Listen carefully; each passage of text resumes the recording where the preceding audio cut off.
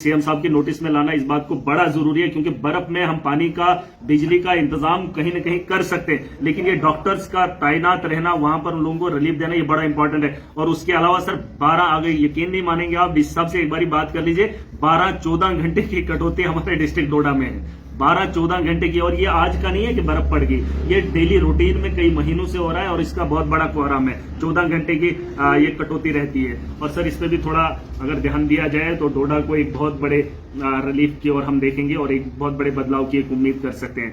वहां पर मैंने डॉक्टर्स नहीं देखे सर, और शाम का टाइम था, पानी का इंतजाम बिजली के साथ साथ हम जो लोग बीमार हो रहे हैं, इतने दिनों बारिश नहीं पड़ी, बर्फ नहीं पड़ी, लेकिन उसके बाद जब हॉस्टल का रुख करते तो सर हॉस्टल की बदतरीन हालत है डिस्ट्रिक्ट डोडा के अंदर। चाहे तो आप इस हिसाब से भी पूछ सकते हैं, मुझे तो इसमें बहुत शर्मिंदगी हो रही है। मैंने मैडम स्किना इतुजे से भी इन पे बात की थी, डायरेक्टर साहब ने कई ऑर्डर भी निकाले, उनको फॉलो नहीं किया जा रहा है, उसमें वर्कआउट नहीं किया जा रहा है। हेल्थ के निजाम में सर यहाँ पर बहुत कमी देखने को मिल रही है। और मैं आपके नोटिस में लाना चाहूंगा, कल का जो विजिट हुआ और शाम के टाइम जहां लोगों की भीड़ थी, लोग दूर दराज इलाकों से आते थे, वहां पर उनका वो न रहना, सर ये एक बहुत बड़ा सवालिया निशान रहता है। और मैं इस हिसाब से भी उम्मीद करूंगा इस पे काम किया जाए। मैंने चिट्ठी भी लिखी है और सर की नोटिस में शायद पहले भी लाया। और सर दूसरी बात, एम्बुलेंस यहाँ हमारी एक जगह गई थी, तो 4x4 का रहना यहाँ हमारे हिली एरियाज में, क्योंकि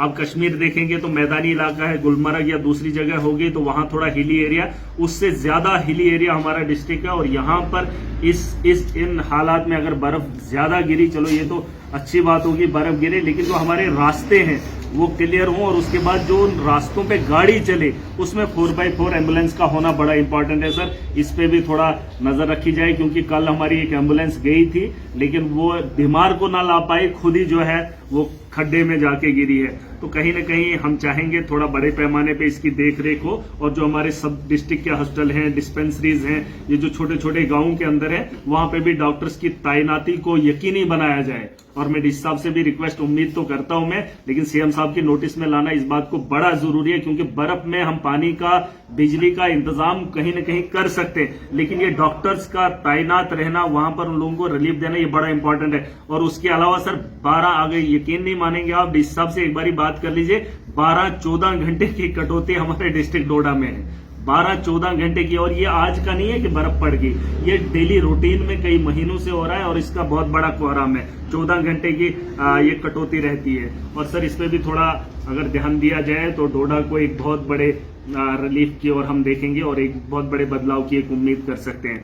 बाकी आप सबको मुबारक सर, आप लोगों से मौका मिला, ये तो हमारी खुशकिस्मती है कि आप लोगों से रूबरू बात कर रहे हैं, और पूरे जम्मू कश्मीर का डिस्ट्रिक्ट एडमिनिस्ट्रेशन है और आप भी इसका एक हमारे सरबराह हैं, तो मुझे उम्मीद है इन पे काम किया जाए। Thank you sir.